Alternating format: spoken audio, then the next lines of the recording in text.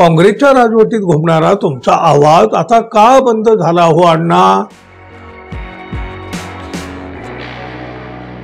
मित्र हो, अखेर अण्णा हजारे बऱ्याच काळानंतर माध्यमातून तुम्हाला आम्हाला दिसले. हो, गेले कित्येक वर्ष ते अदृश्य होते, गायब होते. त्यांची आपली भेट होत नव्हती पूर्वीसारखी. अहो, पूर्वी रोज दिवसभर रात्रभर हे अण्णा हजारे टीव्हीच्या पडद्यावर आपल्याला दिसायचे. मराठी पुरतं नाही, अगदी हिंदी, इंग्रजी सगळ्या टीव्ही चॅनलवर त्यांचं रोज आणि अखंड दर्शन व्हायचं. काँग्रेसच्या सरकार विरुद्ध, त्यांच्या मंत्र्यांच्या विरुद्ध हे अण्णा भरभरून टीका करायचे. त्यानंतर भाजपचं सरकार आलं आणि अण्णा माध्यमातून अचानकपणे अदृश्य झाले. लोकांच्या हक्कासाठी लढणारे अण्णा एकदमच गायब कसे काय झाले?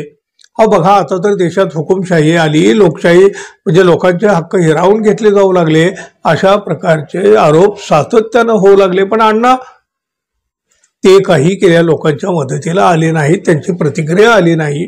आता तर भाजपानं थेट लोकांची मतं चोरल्याचा आरोप होतोय. पण तरी सुद्धा या अण्णांची साधी एक प्रतिक्रिया आली का हो? साहजिकच पुण्यात अण्णांना टोमणे मारणारे बॅनर झळकले. मतांची चोरी होत असताना तुमच्यासारखा गांधीवादी शांत कसा? अण्णा आता तरी उठा. कुंभकर्ण सुद्धा गाढ झोपेतून रावणासाठी आणि लंकेसाठी उठलेला होता. तुम्ही आपल्या देशासाठी आता तरी उठा हो. होय, मतांची चोरी झालेली आहे. इंडिया अगेन्स्ट वोट चोरी. बघा, पुण्याचा टोमणा म्हणजे तो लागणार आणि झोंबणार सुद्धा. अण्णांनाही हे टोमणे झोंबले आणि अण्णा भडकले. आपल्यामुळं काही कायदे झालेले आहेत, आपलं वय झाल्यामुळं आता हे काम करण्याची जबाबदारी तरुणांनी पुढे न्यावी अशी अपेक्षा त्यांनी व्यक्त केली. अण्णांचं बरोबर आहे, मान्य आहे की आता त्यांचं वय झालंय, पण त्यांनी आता उपोषणाला बसावं अशी तर कोणाचीच अपेक्षा नाही. अगदी हे बॅनर लावणाऱ्या उत्तरकर यांचीही तशी अपेक्षा नाही. पण देशात घडत असलेल्या सावळ्या गोंधळावर काहीतरी स्टेटमेंट करावं नाही अण्णांनी. लोकशाहीचा गळा घोटला जात आहे, यावर तरी काही बोलावं अण्णांनी. लोकांच्या मताची चोरी होणं म्हणजे लोकशाहीचा मुडदा पाडण्यासारखं नव्हे का? मत चोरीच्या आरोपांनी अवघा देश हादरून गेलेला आहे. अशा वेळी तरी अण्णांनी काही बोलायला हवं की नको? बघा, किती माफक अपेक्षा आहे ना लोकांची त्या अण्णाकडून. आता पुणेकरांचे टोमणे झोंबले तेव्हा लगेच कसे माध्यमासमोर आले?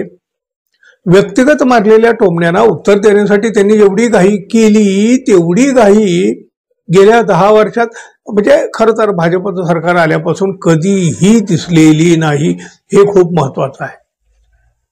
आणि बघा, समजा जर अण्णा जर लोक भावनाच मानत असतील तर त्यांनी आपल्याबद्दल लोक काय काय बोलतात त्याची थोडीशी माहिती सोशल मीडियावरून जरूर करून घ्यायला हवी. म्हणजे बघा, खरं तर अण्णांनी आता उपोषण करू नये, कुठलंच आंदोलन करू नये, पण भाजपच्या राजवटीत जे काही सुरू आहे त्यावर किमान आपली एखादी प्रतिक्रिया तरी द्यावी, एवढी तर लोकांची अपेक्षा आहे. कारण या अपेक्षा या अण्णांनीच वाढवून ठेवलेल्या आहेत. मै भी अण्णा, तू भी अण्णा. आणि म्हणूनच त्यांना आता लोक प्रश्न विचारतात, काँग्रेसच्या राजवटीत घुमणारा तुमचा आवाज आता का बंद झाला हो अण्णा? भारतीय जनता पक्षाचं सरकार आल्यापासून तुम्ही अदृश्य का झाला हो अण्णा? तुम्ही सांगा अण्णा, लोकांचे हे प्रश्न चुकीचे आहेत का हो? अर्थात मित्रांनो, तुम्हीही सांगा. पण अण्णांच्या वयाचा आदर ठेवूनच आपली प्रतिक्रिया व्यक्त करावी. धन्यवाद. आपण अजून आपल्या चॅनलला सबस्क्राईब केलं नसेल तर कृपया सबस्क्राईब करावं, ही अपेक्षा तर आहे. पुन्हा भेटू. नमस्कार.